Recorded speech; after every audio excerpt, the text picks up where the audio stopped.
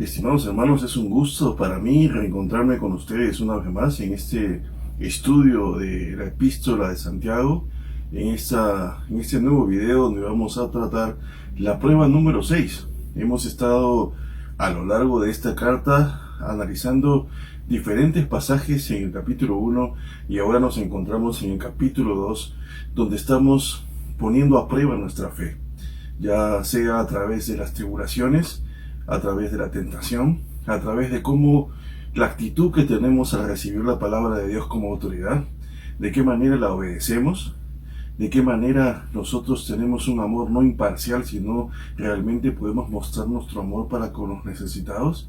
Y ahora vamos a ver una fe que produce frutos, una fe que realmente es justa. Es lo que vamos a ver hoy, la fe de las obras justas. Así que los invito a que junto conmigo podamos analizar el pasaje de Santiago capítulo 2, desde el verso 14 al verso 26.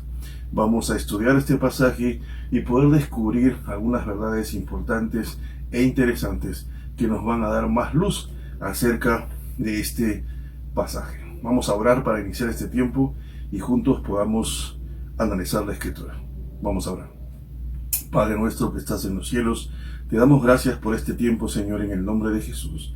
Y te pedimos, bendito Dios, tomes control de este momento para gloria y honra de tu santo nombre. A ti sea toda honra, Señor. Amén. Hermanos, el día de hoy vamos a leer juntos Santiago. Abran sus Biblias en Santiago capítulo 2, desde el verso 14. Vamos a leer juntos este pasaje. Dice: hermanos míos, dice, ¿de qué aprovechará si alguno dice que tiene fe y no tiene obras? ¿Podrá la fe salvarle?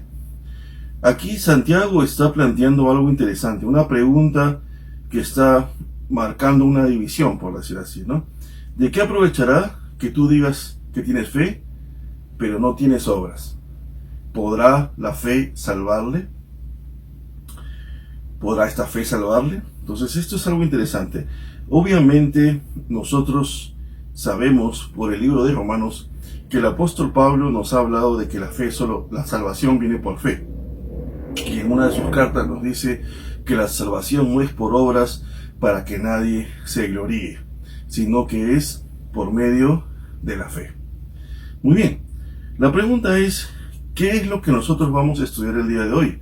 Pues vamos a analizar algunos principios que Santiago nos da en este pasaje y también vamos a responder a la famosa pregunta de que si Santiago está contradiciendo las enseñanzas del apóstol Pablo.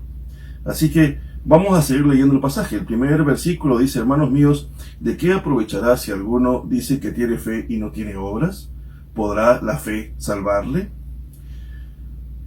Y si un hermano o una hermana están desnudos y tienen necesidad del mantenimiento de cada día, y alguno de vosotros le dice: id en paz, calentados y saciados, pero no le dais las cosas necesarias, o no le dais lo que es necesario para el cuerpo, ¿de qué aprovecha?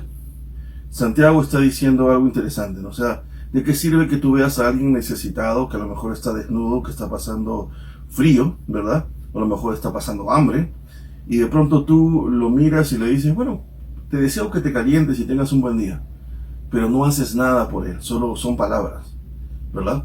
Entonces, ¿de qué aprovecha? O sea, ¿qué fruto podría tener tu supuesta compasión o tu supuesta misericordia si no hiciste nada por la persona? Solo dijiste: espero que te vaya bien, bueno, caliéntate y sáciate, ¿verdad? Pero no hiciste nada por esa persona. Entonces aquí Santiago está mostrándonos, ¿no? Una persona que solo tiene palabras, pero que no hace nada que refleje lo que sus palabras dicen. Entonces está dándonos un ejemplo. Muy bien. Y luego en el versículo 17 Santiago dice: así también la fe, si no tiene obras, es muerta en sí misma. Santiago está hablando de una fe que no tiene obras. Una fe que no tiene obras, ¿no? Muy bien, que está muerta en sí misma, dice Santiago. Y luego en el versículo 18 Santiago dice: pues alguno dirá, tú tienes fe y yo tengo obras, ¿no? O sea, hay una persona que dice aquí: yo tengo fe, y la otra dice, yo tengo obras. O sea, Santiago está diciendo que hay una persona que solo tiene fe, y acá hay una persona que solo tiene obras.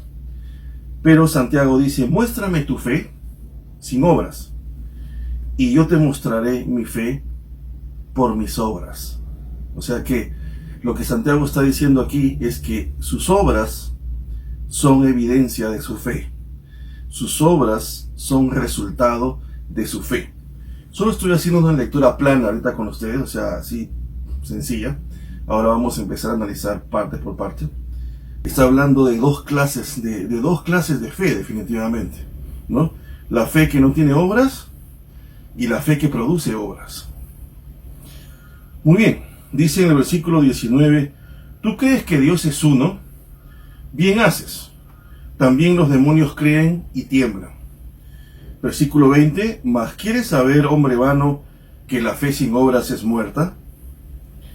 Muy bien, y ahora, luego en el versículo 21 Santiago dice, ¿no fue justificado por las obras Abraham nuestro padre cuando ofreció a su hijo Isaac sobre el altar? ¿No ves que la fe actuó juntamente con las obras y que la fe se perfeccionó por las obras? ¿No ves que la fe actuó juntamente con las obras y que la fe se perfeccionó por las obras? Y se cumplió la escritura que dice, Abraham creyó a Dios y le fue contado por justicia y fue llamado amigo de Dios. Vosotros veis pues que el hombre es justificado por las obras y no solamente por la fe. Y aquí viene el versículo controversial, ¿no? Santiago está diciendo que somos justificados por las obras y no solamente por la fe, ¿no? Asimismo también Rahab la ramera no fue justificado por obras cuando recibió los mensajeros y los envió por otro camino. Porque como el cuerpo sin espíritu está muerto, así también la fe sin obras está muerta. Muy bien, vamos a ir viendo algunas cosas aquí. Yo tengo algunos puntos aquí interesantes que quiero compartir con ustedes, que los quiero leer tal como los he escrito, porque no quiero que se me vaya nada, quiero que sea exacto, tal como lo he preparado. Y después quiero que hagamos un análisis o una lectura de versos bíblicos que van a sostener lo que vamos a concluir. La palabra de Dios va a hablarnos por sí sola, por decir así. Primero, hay una verdad que Santiago enfatiza en este pasaje y que no podemos dejar de lado. Lo que hacemos mostrará lo que somos. El hecho de confesar que creemos y tenemos a Jesucristo como Señor no dice nada. O sea, el simple hecho de decirlo, el simple hecho de decir yo tengo al Señor a Jesús como mi Señor, yo creo en Él, no dice absolutamente nada. Lo que hablará serán nuestras obras. Una persona que profesa a Cristo, pero vive una vida que no honra a Dios y no le obedece, es un fraude.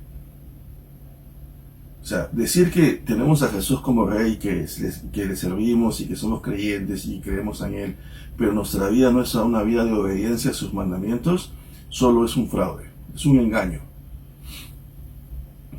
En Santiago capítulo 2, verso 17, el texto que acabamos de leer, Santiago es bien contundente cuando dice lo siguiente: así también la fe, si no tiene obras, es muerta en sí misma. Este texto es grandioso, está muerta en sí misma. ¿Okay? Y Santiago 2:26 dice, porque como el cuerpo sin espíritu está muerto, así también la fe sin obras está muerta. Entonces, Santiago está diciendo, si tu fe no tiene obras, esa fe de la cual tú estás hablando es fe muerta. Si tu fe no tiene obras, esa fe de la cual tú hablas, que dices que es tu fe, que dices que es la fe que te ha permitido creer en Jesús, está muerta en sí misma. Es un texto grandioso, que ahora lo vamos a analizar. Estas son las primeras premisas que quiero concluir con ustedes. Santiago está siendo contundente que no lo que va a determinar qué clase de fe tenemos no es nuestras palabras, y es lo que nosotros digamos acerca de nuestra fe, sino es lo que nuestras obras dicen acerca de nuestra fe. Tu comportamiento, mi comportamiento, nuestra vida, nuestro caminar diario, es lo que evidenciará qué clase de fe tenemos tú y yo. Si es una fe viva o es una fe muerta en sí misma. Y esto es grandioso, porque no lo quiero decir todavía, quiero esperar el momento en que lleguemos a esa parte.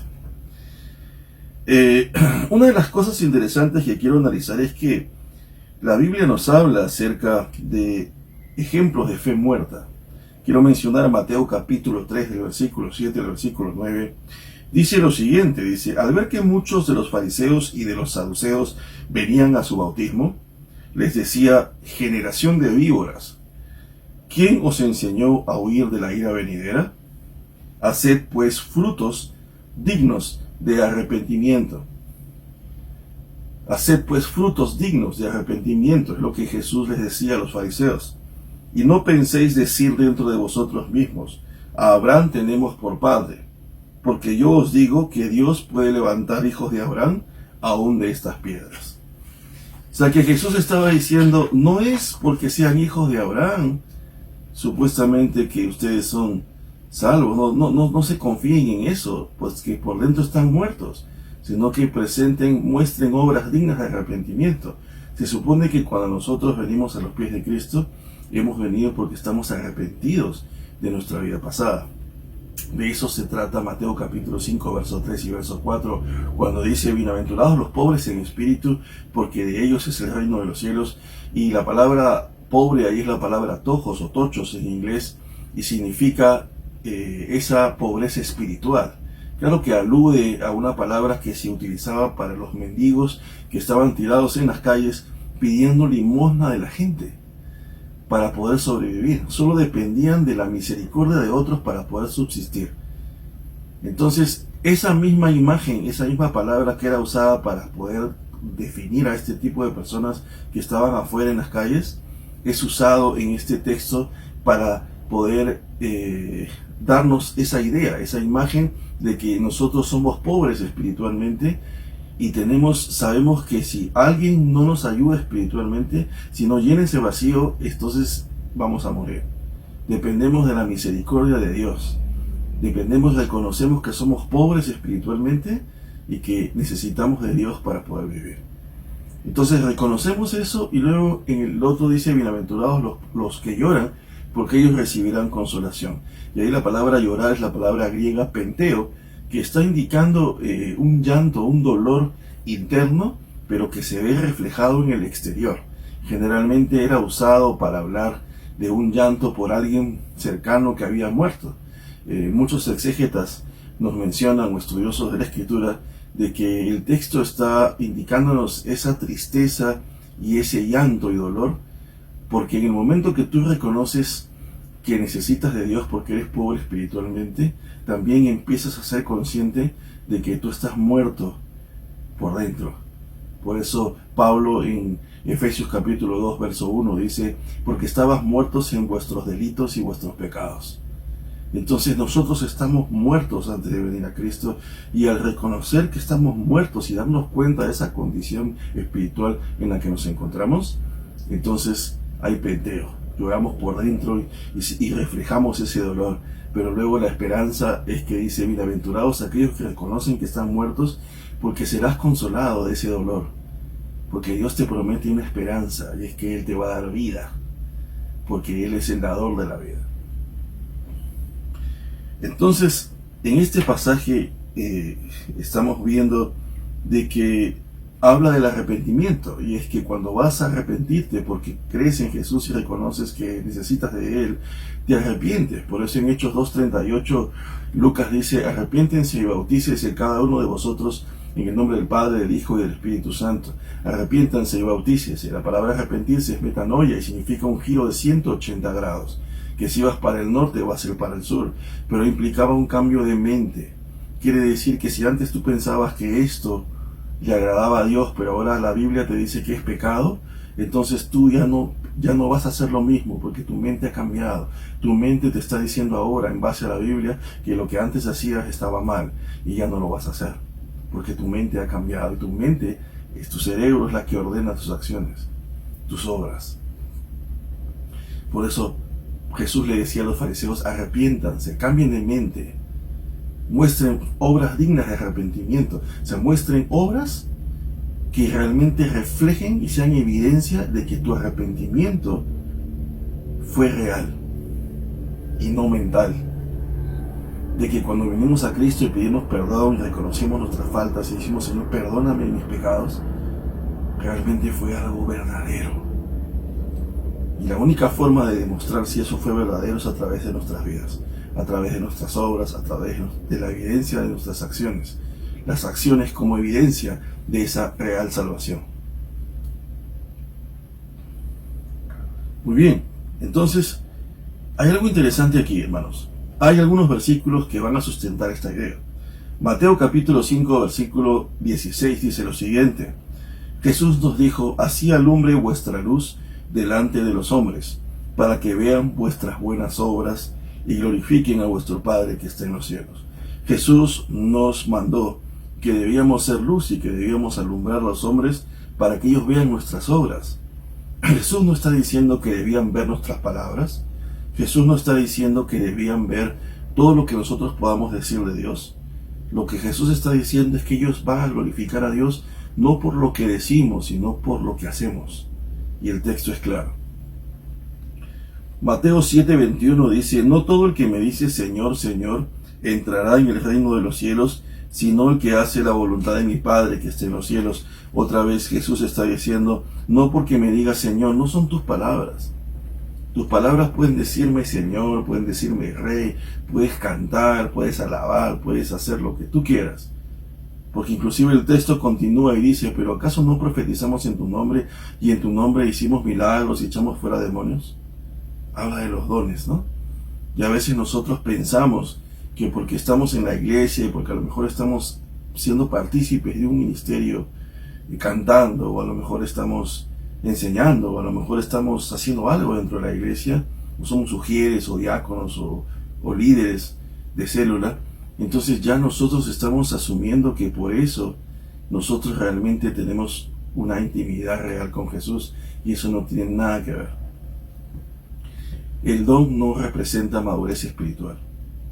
Entonces, esto es algo interesante porque nos está diciendo: no porque digas que soy tu Señor vas a entrar en el reino, sino dice: el que hace la voluntad de mi Padre que está en los cielos. Otra vez Jesús está enfatizando las obras. Y Mateo capítulo 8, verso 31 al 32, Jesús dijo a los judíos que habían creído en él: si vosotros permaneces en mi palabra, ojo, permaneces en mi palabra, seréis verdaderamente mis discípulos, y conoceréis la verdad, y la verdad os hará libres.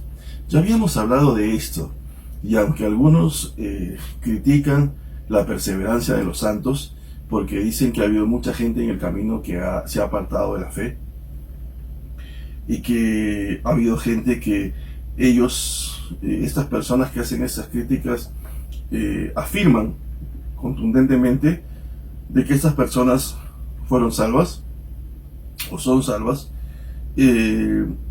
Entonces piensan que la perseverancia de los santos, lo cual es un nombre, ¿no? Y yo no estoy hablando de ese nombre ahorita, sino estoy hablando de lo que el texto dice, independientemente de lo que la teología reformada o calvinista pueda indicar, ¿verdad? Es que la Biblia está diciendo claramente que si vosotros permaneciereis en mi palabra. Jesús está siendo contundente en esto. Ni siquiera había nacido Calvino, ni Arminio, ni Jacobo Arminiano, ni había salido, no había salido ni Lutero, no había nadie de estos personajes. Pero que quiero ver con ustedes aquí es que ya Jesús estaba hablando de que si vosotros permaneces en mi palabra, está hablando de permanecer en lo que Él dijo, permanecer en sus mandamientos, caminar en piedad, en obediencia. entonces seréis verdaderamente mis discípulos. No sé esta verdad en qué tipo de teología la quieres encasillar, pero esta verdad fue dada siglos antes de que se mencionara la perseverancia de los santos, esa palabra. Así que Jesús está hablando de permanecer en la piedad, en la obediencia. Está hablando de obras. Está hablando de lo que nosotros hacemos. Juan capítulo 14, versículo 21 al 23 dice: el que tiene mis mandamientos y los guarda, ese es el que me ama. Y el que me ama será amado por mi Padre, y yo le amaré y me manifestaré en él. Jesús está siendo claro: si le amas, si le amamos, guardaremos sus mandamientos.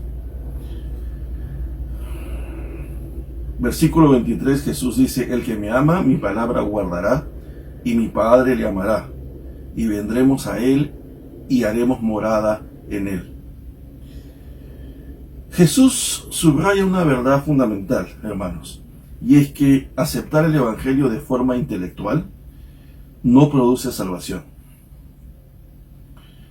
No porque nosotros tengamos en nuestra mente de la forma mental del Evangelio, significa que seamos salvos. Vamos a leer luego ese pasaje en Santiago. Recuerden que si tuviésemos que traer a Satanás, vamos a poner aquí, Satanás es mejor teólogo que los mejores teólogos del mundo. O sea, él conoce la verdad, sabe la Escritura. La usó en Mateo capítulo 4 cuando tentó a Jesús en el desierto. O sea que no se trata de conocimiento, no se trata de conocerlo intelectualmente, sino esto va más allá. Se trata de que debe haber frutos dignos de arrepentimiento, de que nuestras obras deben ser resultado de esa misma fe que nos hizo creer en Jesús y de esa misma fe que nos hizo arrepentirnos de nuestros pecados. Es la misma fe. La Biblia dice que la fe viene por el oír y el oír de la palabra de Dios. La Biblia dice que la fe es fruto del Espíritu Santo, es parte del fruto del Espíritu. La fe es algo que es un don de Dios. Entonces, lo que quiero que entendamos es que la misma fe que produce en nosotros creer en Cristo, la misma fe que produce en nosotros declarar con nuestros labios o confesar con nuestra boca que Jesucristo es el Señor y que Dios lo resucitó de los muertos, dice, serás salvo. Si con tu boca confesares, y lo he mencionado en varios videos, ¿no? La palabra confesar ahí es la palabra homologeo, significa homo igual logeos, logo, palabra, confesar las mismas palabras que Dios dice de Jesús en la Escritura, que Él es el Señor, que Él es el Rey. Esa misma fe que produce en nosotros confesar que Jesucristo es el Rey, arrepentirnos de nuestros pecados, dar un giro de 180 grados, producir un cambio de mente, es la misma fe que va a producir obras que sean frutos dignos de arrepentimiento, obras dignas, obras que realmente evidencien de que mi arrepentimiento es real y verdadero. En Juan capítulo 15, versículo 5 al versículo 8, se dice lo siguiente. Jesús dice: yo soy la vid, dice, vosotros los pámpanos. El que permanece en mí y yo en él, éste lleva mucho fruto, porque separados de mí, nada podéis hacer. El que en mí no permanece, será echado fuera como pámpano, y se secará, y los recogerán y los echarán en el fuego y arderán. Si permaneces en mí y mi palabra permanece en vosotros, pedid todo lo que queráis y os será hecho. En esto es glorificado mi Padre, en que llevéis mucho fruto y seáis así mis discípulos. Jesús está diciendo que tenemos que llevar mucho fruto. Jesús está enfatizando que ese fruto no podrá ser producido si no estamos conectados a Él, si no permanecemos en Él y si no permanecemos en su palabra. Es toda una verdad que se conecta. La Biblia es un compendio. Un principio está conectado con otro. Los textos anteriores nos enseñan de que debemos permanecer en su palabra y ahora Él nos dice que debemos permanecer en Él. porque Él es la Torá viviente, Él es el Verbo, Él es la palabra de Dios encarnada. Debemos permanecer en Él, y mientras permanezcamos en Él llevaremos fruto, pero separados de Él, nada podemos hacer. Tenemos que tener comunión con Él, no intelectual, no mental, sino que produzca acción, no una fe muerta, sino una fe viva en sí misma, no una fe muerta en sí misma. Y esto es interesante, hermanos, lo voy a analizar luego en los siguientes pasajes, versículos. Primera de Juan, capítulo 3, del verso 7 al verso 10, dice: hijitos, nadie os engañe, el que hace justicia es justo, como Él es justo. El que practica pecado es del diablo, porque el diablo peca desde el principio. Para esto apareció el Hijo de Dios, para deshacer las obras del diablo. Todo aquel que es nacido de Dios no practica el pecado, porque la simiente de Dios permanece en él, y no puede pecar, porque es nacido de Dios. En esto se manifiestan los hijos de Dios y los hijos del diablo. Todo aquel que no hace justicia y que no ama a su hermano no es de Dios. Hermanos, este pasaje es contundente. ¿Amas a tu hermano?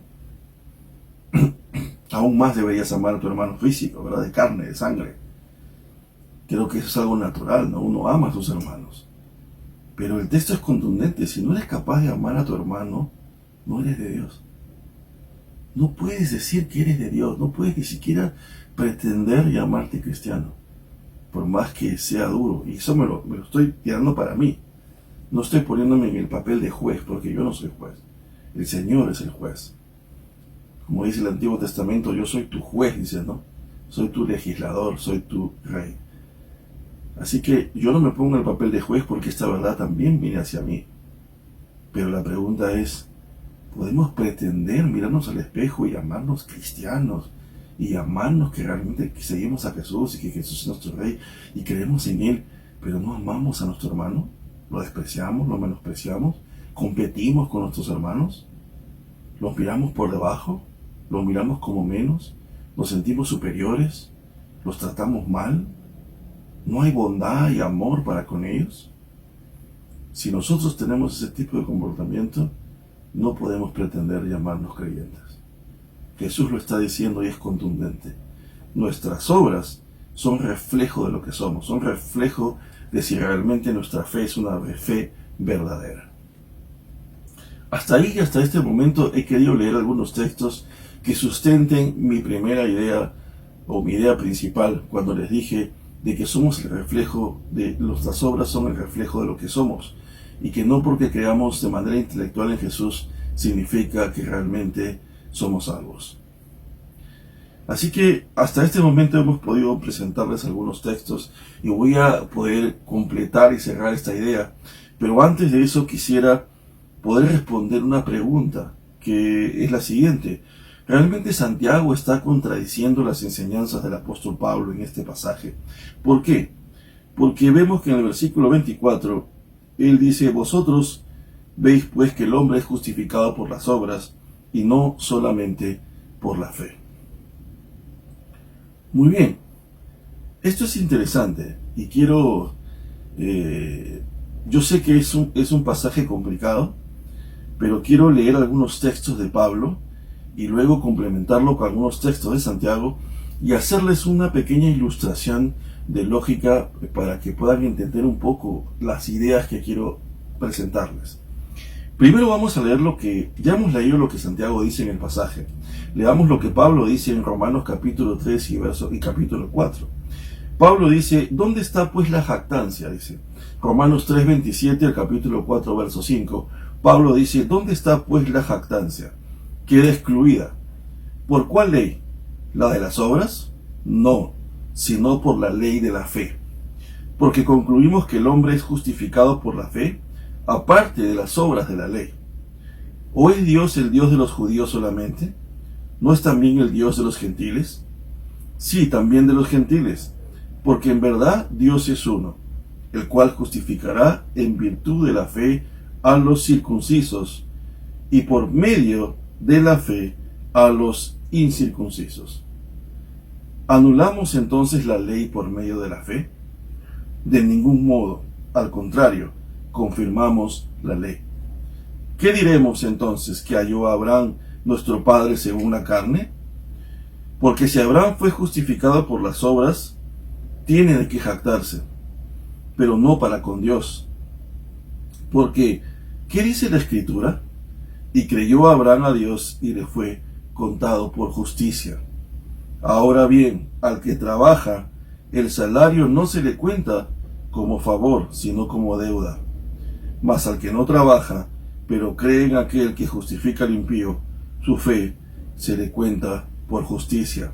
Pablo está diciendo que esa fe que cree se le cuenta por justicia. Muy bien, ahora la pregunta es, ¿realmente Pablo contradice a Santiago o Santiago contradice a Pablo? ¿Qué es lo que dice la Biblia en 2 de Timoteo capítulo 3 verso 16? Dice, toda la escritura es inspirada por Dios y útil para enseñar, para redarguir, para corregir e instruir en justicia. Así que es inspirada, toda palabra es inspirada, o sea, no es fallida. Juan 19:35 dice, y el que lo vio da testimonio y su testimonio es verdadero y sabe que dice verdad. Juan 16:13 dice, pero cuando venga el Espíritu de verdad, Él os guiará a toda la verdad, porque no hablará por su propia cuenta, sino que hablará todo lo que oyere y os hará saber las cosas que habrán de venir, por medio del Espíritu. 1 Corintios capítulo 2, 14, 15. Pero el hombre natural no percibe las cosas que son del Espíritu de Dios, porque para él son locura, y no las puede entender porque se han de discernir espiritualmente. En cambio, el Espíritu juzga todas las cosas, pero él no es juzgado de nadie. Primera de Tesalonicenses capítulo 2, verso 13. Por lo cual también nosotros sin cesar damos gracias a Dios de que cuando recibisteis la palabra de Dios que oíste de nosotros, la recibisteis no como palabra de hombres, sino según es en verdad palabra de Dios. Estos textos están mostrándote, los estoy leyendo para decirte de que diferentes personas en diferentes momentos están argumentando de que la palabra de Dios es real, es verdadera, que no hay error. La mayoría de errores que parecen errores son solo productos de una mala interpretación fuera de contexto, de no conocer el significado original en el griego, de no analizar el contexto. Entonces, y esto es importante entender esto. Ahora, analicemos algunos textos de Romanos que los tengo escritos aquí. Romanos capítulo 4, del verso 1 al verso 5, Pablo concluye una idea importante. Pablo dice que somos justificados solo por fe y no por obras. En Romanos capítulo 3, verso 8, Pablo muestra que somos justificados por la fe, aparte de las obras de la ley. Pablo enfatiza la fe. Romanos capítulo 4, verso 5 dice, mas el que no trabaja, pero cree en aquel que justifica en el impío, su fe se le cuenta por justicia. Entonces, primero hemos entendido y concluido en estos 3 versículos que Pablo está enfatizando que la justificación solo es por medio de la fe. Sin embargo, en Santiago capítulo 2, verso 21, Santiago dice, ¿no fue justificado por las obras Abraham nuestro padre cuando ofreció a Isaac su hijo sobre el altar? Y Santiago 2:24 dice, vosotros veis que el hombre es justificado por las obras y no solo por la fe. Y esto es interesante. Primero que hay que entender de que cuando Santiago menciona habla de Isaac y habla de que el pasaje donde dice Abraham creyó a Dios y le fue contado por justicia, son 2 pasajes diferentes. Cuando Santiago habla de que Abraham creyó a Dios y le fue contado por justicia y fue llamado amigo de Dios, está hablando de un pasaje diferente al pasaje del versículo 21 cuando dice que él ofrece a Isaac sobre el altar. Eso sucede años después de que Abraham le cree a Dios, cuando a Dios le da la promesa de que le va a dar una descendencia grande. Años más tarde, él tiene que ofrecer a Isaac como sacrificio. Inclusive se asume que Isaac ya era un adulto, porque para que él pueda cargar lo que tenía que cargar, y cuando Abraham le dice, lleva leña para sacrificar, ¿no?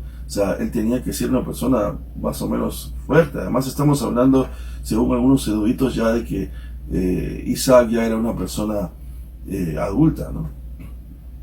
Así que estamos viendo que Santiago está hablando de dos acontecimientos separados en el tiempo. Ahora, una de las cosas interesantes es que esto está basado en lo siguiente. Está basado primero de que si el hecho de que la fe produce salvación o son las obras las que producen salvación. Una de las cosas que, uno de los temas o de los problemas que enfrentaba Pablo es que Pablo enfatiza algunos textos que voy a leer ahorita con ustedes que van a contrarrestar una de las cosas que él estaba enfrentando. En Romanos capítulo 3 versículo 8, Pablo dice lo siguiente: ¿y por qué no decir? Dice, ¿no? ¿Y por qué no decir? Entre paréntesis dice, como se nos calumnia y como algunos afirman que nosotros decimos, hagamos el mal para que venga el bien. Y déjame ver, acá está. Y uno de los textos de Romanos dice lo siguiente, dice, ¿no? Bien, si mientras todavía somos impíos, somos justificados solo por fe, y esto magnifica la gracia de Dios. Perfecto. Y luego Pablo dice, ¿significa eso de que vamos a hacer el mal para que venga el bien? Ya que sabemos que gracias al pecado del hombre vino la gracia de Dios. Y esto lo que significa es que simplemente lo único que dice Romanos, que la ley es el ayo, ¿verdad? La ley es aquel que nos lleva a Cristo, ¿no? Y ahí habíamos analizado eso cuando hicimos el estudio del libro de Romanos, es que la ley es el paidagogos, ¿no? Es aquel que te coge de la mano y te lleva al maestro, ¿no? El paidagogo o el pedagogo en la época griega era aquel que cogía al niño de la mano y lo conducía hacia la escuela para que aprenda, ¿no? Entonces el Espíritu Santo, la ley tiene ese papel. Nos coge de la mano y nos lleva hacia Cristo. ¿Por qué? Porque la ley lo único que hace, según el libro de Romanos, es demostrar que somos pecadores y que somos incapaces de cumplir la ley por nosotros mismos en nuestras fuerzas. Y habíamos concluido en el libro de Romanos que las profecías del Antiguo Testamento decían de que Dios nos iba a dar un nuevo corazón y que iba a poner su ley en nuestros corazones y ya no en las tablas de piedra. Y que nos iba a dar de su espíritu. Y al darnos de su espíritu es que nosotros íbamos a poder caminar en piedad. No en perfección, en el sentido de que no nos vamos a equivocar, pero ya no es igual. Nuestras vidas cambian. Y vamos a cometer errores, pero el Espíritu de Dios nos va a reprender y nos va a regresar al camino. Por eso dice que la palabra de Dios es útil, dice, es inspirada por Dios, útil para redarguir, dice, ¿no? Y esa palabra en griego significa cogerte y volverte al camino, ¿no? Entonces, Él nos reprende y nos vuelve al camino y nos ayuda a madurar.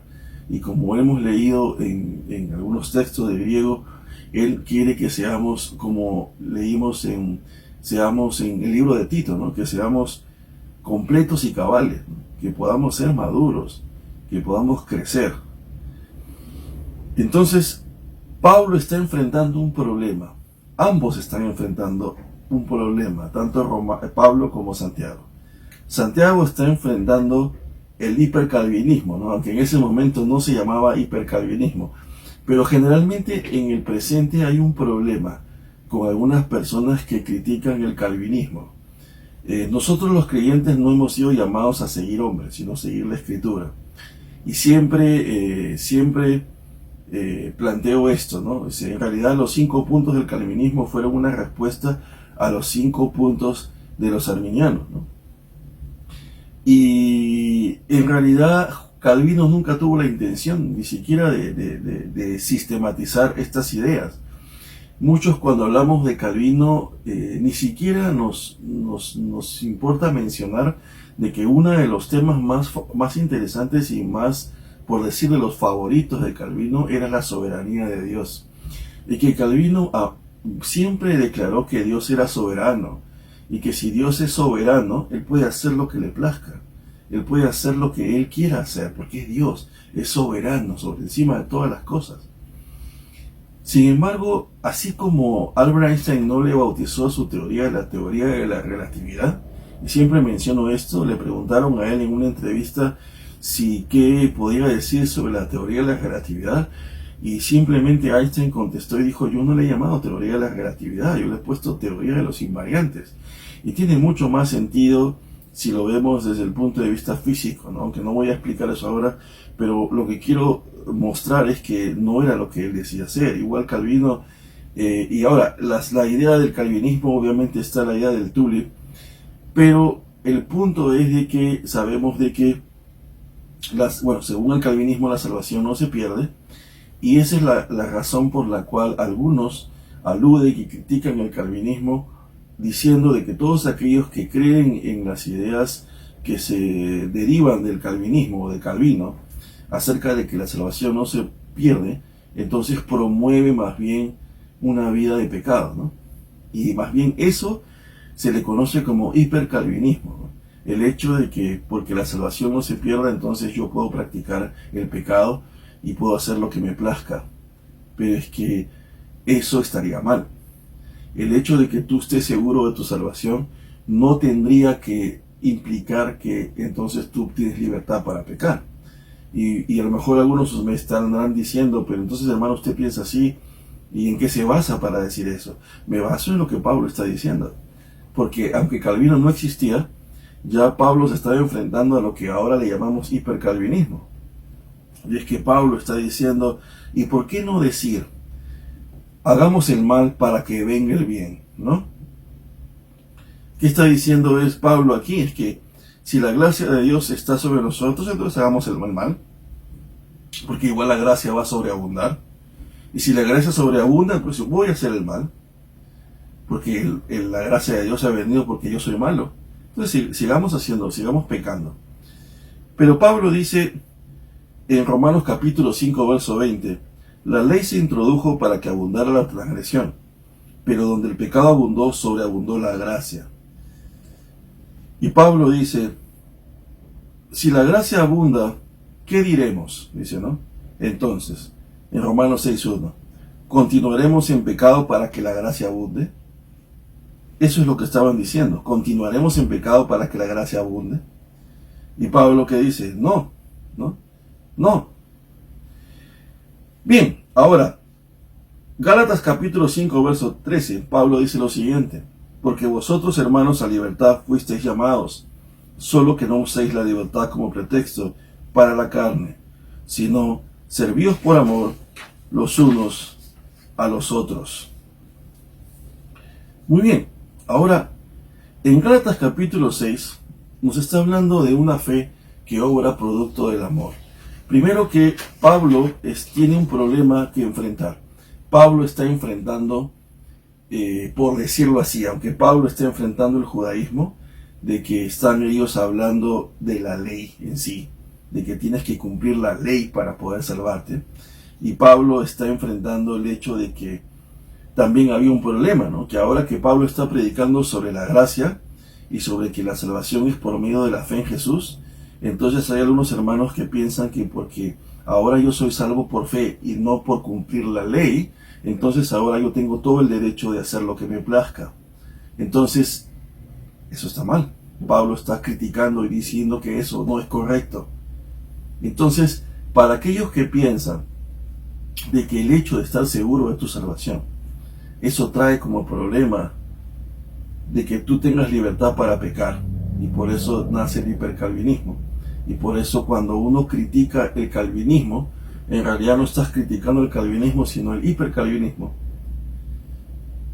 Al criticar el hecho de que porque alguien piensa que su salvación no se pierde, porque está seguro de su salvación, entonces tiene derecho a pecar. No, porque si esa persona realmente es una persona bíblica y que conoce la Escritura y que la estudia, no tiene por qué tener ese derecho, porque él conoce Romanos y sabe que Pablo está diciendo de que el hecho de que tú estés viviendo por la gracia, porque no has sido salvo por cumplir la ley, porque no la ibas a poder cumplir, sino que eres salvo por creer en Jesús, eso no te da licencia para pecar. Si tú conoces esa parte de la Escritura, no tendrías por qué tener ningún problema. Así que el hecho de que estés seguro de tu salvación no tendría por qué darte un problema de que vas a pecar porque tú quieres pecar. No, no, no. Porque si tú eres bíblico y conoces la Escritura, entiendes que Pablo está poniendo freno a ese tipo de comportamiento. Muy bien. Ahora, hay algo interesante que quiero enfatizar.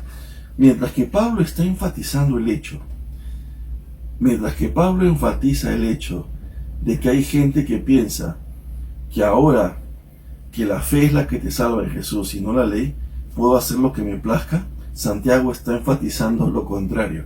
Ahora Santiago está enfrentando el siguiente problema. Está enfrentando a aquellos que tienen una fe intelectual y que piensan que por tener una fe intelectual, mental, pero que no produce un cambio en sus vidas, entonces son salvos. Y algunos dicen, ¿qué? O sea que me estás diciendo tú que lo que Santiago está diciendo es que yo necesito hacer obras para ser salvo. No. Lo que estoy diciendo es que Santiago está diciendo lo siguiente. Santiago está diciendo que si tú dices que tienes fe, pero esa fe no te está produciendo obras dignas de arrepentimiento, entonces esa fe que tú dices tener no es la verdadera fe, sino es una fe falsa. Y si esa fe falsa es la misma que tú dices que tenías cuando creíste en Jesús, esa fe no te pudo haber producido un verdadero arrepentimiento, porque no fue una fe real, viva, no fue una fe producida por el Espíritu Santo, fue una fe intelectual, como dice Santiago, muerta en sí misma, que no fue producida por la vida que está en Cristo, en el Espíritu de Dios. Y entonces, por lo tanto, esa fe no te pudo haber permitido creer en Jesús. Esa fe no es la fe que te permite obtener salvación. Porque tiene que ser la misma fe. La misma fe que es la que te está permitiendo producir obras, es la misma fe en Cristo que te permitió arrepentirte. Ahora, aquí hay algo interesante que quiero mostrarles a ustedes, que va a complementarnos un poco la idea. Primero que quiero coger el texto de Santiago. Santiago está hablando de 3 tipos de fe aquí interesantes y que me parece de mucha importancia poder rescatar estos 3 puntos en este pasaje de Santiago. Santiago habla en el versículo 17, dice, así también la fe, si no tiene obras, es muerta en sí misma. ¿Okay? Y en el versículo 20, Santiago dice, mas quieres saber, hombre hermano, que la fe sin obras es muerta. Parece ser la misma palabra muerta y muerta. Versículo 17 dice, si no tiene obras, es muerta en sí misma. Pero ahí la palabra muerta es la palabra necros. Esa palabra ahí es la palabra griega, quiero darles el número, es la palabra 3498. La palabra necros es la palabra 3498 del Strong Concordance o la concordancia de Strong. Pero en el versículo 20, cuando dice, mas quieres saber, hombre hermano, que la fe sin obras es muerta, ahí la palabra no es la palabra necros, es la palabra argos, y es la palabra 692 de la concordancia de Strong. ¿Cuál es la diferencia? La diferencia es que en el versículo 17 es increíble, ¿ok? Porque mientras estudiaba el pasaje, mientras meditaba en este pasaje, recordaba lo que habíamos hablado en la serie de la divinidad de Jesús en Minutos de Griego Bíblico el martes pasado. Y habíamos hablado en ese pasaje de Juan capítulo 1 del verso 1 al verso 5, cuando dice que en él estaba la vida, y la vida era la luz de los hombres. Y habíamos analizado la palabra griega vida, y habíamos visto que esa palabra griega es la palabra zoe, y representaba que Jesús tenía vida en sí mismo. ¿Por qué? Porque de él mana la vida. Y habíamos demostrado que esa era una evidencia del texto que demostraba la divinidad de Jesús. Demostraba su gloria eterna, que el único que puede tener vida en sí mismo y no necesita que nadie lo cree, sino que existe, tiene la capacidad de autoexistencia, es Dios. Así que Jesús es Zoe porque tiene vida en sí mismo. Y acá el pasaje dice que esa fe que no tiene obras está muerta en sí misma. La misma idea de que Jesús está vivo en sí mismo, que es Zoe. ¿Y por qué está muerta en sí misma? Porque es una fe que no ha sido producida de forma espiritual. No es una fe que ha sido producida por medio del Espíritu Santo. No es una fe real. Es una fe que ha sido resultado de otra cosa. Quizás de un convencimiento intelectual. Quizás de que simpatizaste con el mensaje. Quizás de tu actitud religiosa, que alguien desde niño te hizo pensar que existe el infierno, existe el cielo y que por lo tanto tú quieres ser de los buenos intelectualmente. Y piensas que mentalmente puedes serlo. Pero el pasaje está diciendo, si esa fe que tú dices tener no te está produciendo obras y no está produciendo cambios en nuestras vidas y no está produciendo una vida de piedad, una vida que camina en obediencia a los mandamientos, entonces esa fe está muerta en sí misma, porque esa fe no es una fe real. No es una fe que ha sido producida por Dios. Hay un detalle ahí. Santiago está hablando en el versículo 17 de una fe necros, una fe muerta, una fe que realmente no solamente está muerta, sino que en el griego dice algo interesante, dice que está desprovista de fuerza y poder. Está desprovista de fuerza y poder. Y esto es interesante, porque cuando analizamos Efesios, dice, y analizamos las cartas de Pablo, dice, Señor, dice, quiero ser fortalecido en el poder de tu fuerza, ¿no? Y cuando analizamos el pasaje en griego, si ustedes ven minutos de griego bíblico, hay uno de los videos donde analizamos ese pasaje y nos damos cuenta de que cuando creemos en Jesús y somos regenerados por el poder del Espíritu Santo, nos es dado dunamis. Que dunamis es la misma naturaleza de Dios en nosotros.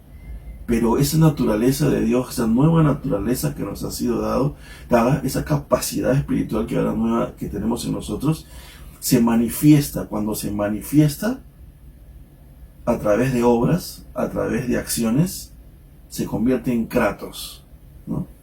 Y esto es poderoso, ¿no? Porque el hecho de ser necros, de ser una fe necros y una fe muerta, significa que está desprovista de fuerza y poder.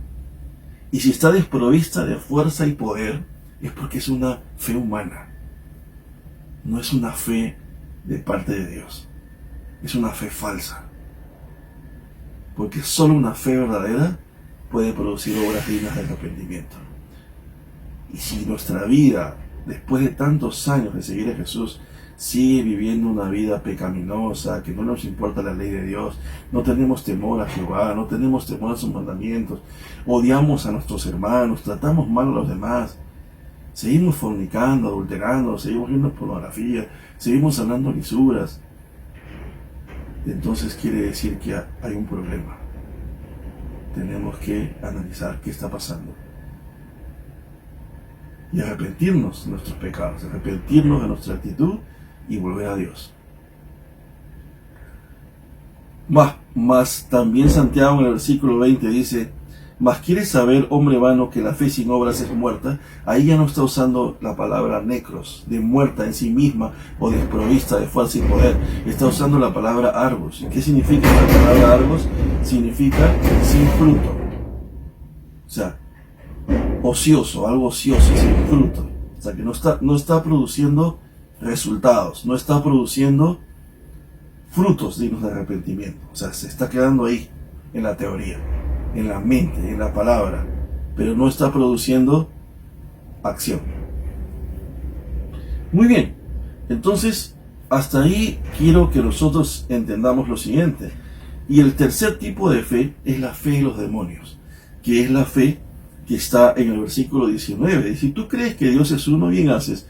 También los demonios creen y tiemblan. Es esa fe producida porque nosotros tenemos miedo de Dios, ¿no? Como los demonios. Es una fe intelectual. Ellos saben que Jesús es el Señor, porque cuando Jesús se acercó al endemoniado gadareno, el endemoniado gadareno, lo único que hizo es, Señor, hijo de David. O sea, él estaba confesando con eso que él era el Mesías, que él era el Dios. O sea, el demonio confesaba que él era el Dios. O sea, que confesar que Jesús es el Señor no es suficiente. Tiene que haber un cambio. Nuestras vidas deben reflejar que realmente hemos tenido un arrepentimiento real. Si no, nuestra fe es una fe de demonios. Es una fe que solo cree, es una fe mental e intelectual, que sabe que tienes que tener miedo y reverencia a Dios. Es algo mental. Sabes que Jesús es el Señor, como los demonios. Tiemblas ante Jesús, pero no hay obediencia de parte nuestra. Muy bien. Entonces, mientras que Pablo enfrentaba el hecho de que algunas personas estaban pensando que porque ahora vivimos en la gracia tenían derecho a pecar, Santiago estaba enfrentando el hecho de que ahora algunos pensaban que por fe solamente podía ser salvo, entonces ya no necesitabas hacer obras porque por fe puedes ser salvo, pero no. Mientras que Pablo está enfatizando las obras previas a la salvación, no necesitas hacer obras previas para la justificación, porque la justificación es por medio de la fe. Pero lo que Santiago está enfatizando no son las obras de la justificación, sino Santiago está enfatizando las obras producto de la justificación en el proceso de la santificación para poder alcanzar la glorificación. Son dos momentos distintos, dos momentos diferentes. Y quiero, en lógica proposicional se plantea lo siguiente, ¿no? Dicen, P entonces Q no es igual a decir lo inverso, Q entonces no P. Por ejemplo, ¿no? Si está lloviendo o si llovió, entonces habrá pistas mojadas, o por lo menos una pista mojada, ¿no? Ahora, pero el hecho de que haya una pista mojada no significa que haya llovido, porque a lo mejor alguien sacó un balde y lo mojó. O sea que no se cumplen los dos sentidos, pero sí se cumple en el sentido inverso, negativo. Si llovió, entonces habrá una pista mojada, pero si no hay ninguna pista mojada, entonces no llovió. En el sentido negativo, sí se cumple. P entonces Q es equivalente a decir no Q, entonces no P. Dos proposiciones diferentes. Si eres salvo, si realmente tu fe es esa fe real que te produce obras dignas de arrepentimiento. Pero si no hay obras dignas de arrepentimiento, o sea, el negativo de Q, entonces esa fe realmente indicará que tu fe es genuina, que tu fe es real. No. Si tu fe es genuina y real y verdadera, entonces producirá frutos dignos de arrepentimiento. Sí, es real. Pero si no hay frutos dignos de arrepentimiento, solo hay una conclusión lógica. Entonces tu fe no es real.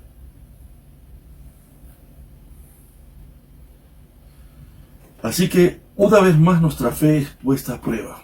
Nuestra fe es puesta a prueba en la prueba número 6, la prueba de las obras justas.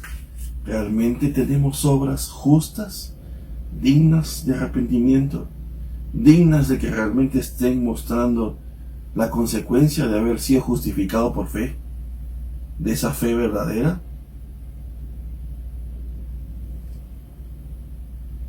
Y otra vez quiero terminar con esto. No hay ningún versículo bíblico que sustente la oración de conversión. Sí es cierto, es un indicador que hemos creado una iglesia para poder saber quién está dando ese paso, quién tiene esa intención de acercarse al Señor. Pero no hay un versículo, no hay ningún texto que diga que el apóstol Pablo, los apóstoles se acercaban a la gente y le decían, ven y repite esta oración conmigo y serás salvo. Lo que ellos decían era arrepiéntate, arrepiéntanse. Aún en Mateo, cuando Juan el Bautista se hablaba, decía arrepiéntanse, porque el reino de los cielos se ha acercado. Hechos 2:38, Pedro dice, arrepiéntanse y bautícese cada uno de vosotros en el nombre del Padre, del Hijo y del Espíritu Santo. Arrepiéntete. El mensaje era arrepiéntete. El mensaje era cambia de mente. El mensaje era da un giro de 180 y vuelve tu rostro a Dios. Cambia tu vida. Muestra que ya no eres el mismo. Que nuestras obras sean evidencia de que ya no somos los mismos y que realmente nuestro arrepentimiento y nuestra fe son genuinos. Hermanos, vamos a orar. Que el Señor los bendiga. Padre nuestro que estás en los cielos, te damos gracias por este tiempo en el nombre de Jesús, Señor. Y te pedimos que nos fortalezcas para poder ser obedientes a tu palabra. Y poder realmente mostrar evidencia de que somos verdaderamente tus hijos. Te lo pedimos en el nombre de Jesús. Amén. Hermanos, que Dios los bendiga. Que el Señor los guarde y que tengan un hermoso fin de semana. Y los animo a que puedan compartir este video antes de que te vayas de las redes. Te animo a que lo compartas. No por los likes, no por el compartir y hacernos famosos, porque no tenemos ninguna intención de hacernos famosos, pero sí queremos que el mensaje de salvación se extienda para que el que sea famoso sea Jesús.